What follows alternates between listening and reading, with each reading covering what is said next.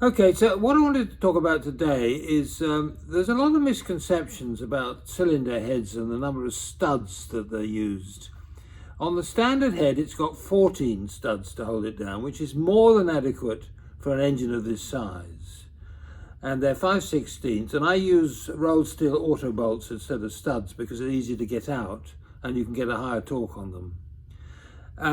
Now, the reason they went to a 25 stud heads to start with was very simple.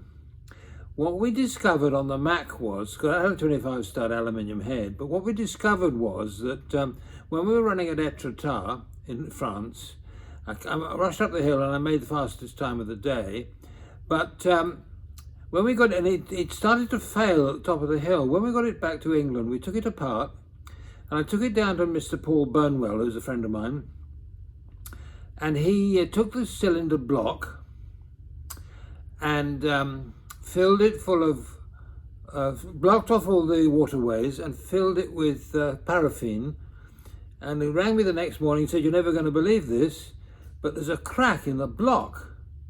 And the crack in the block is right down here at the bottom. I've made a mark on that, I don't know if you can see it, but there's a mark there. And it's in line with the water jacket, where the water jacket comes out of the block here. It runs alongside in here, but it's inside the block.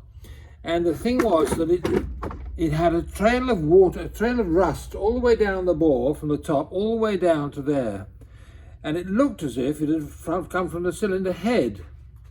And so what Austin's, I think, deduced was that there was a cylinder head gasket problem, when in fact the problem was the crack in the block.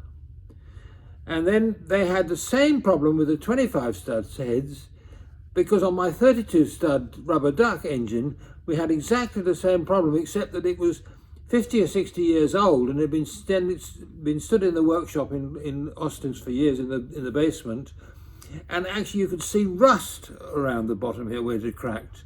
And that's another reason why Percy Stevenson had a problem with it on Southport Sands, because it has got cracked at the bottom. And so they put 32 studs in to try and solve the problem, but it's still cracked. And I think that is the reason why Austin's went to so much trouble to fit all these extra studs in the cylinder head, because they thought they had a gasket problem when they didn't have that at all. So that's another interesting theory. I'm pretty sure it's correct. So I don't think anybody's explained that before, but I think it's important to know about these things historically. Thank you very much.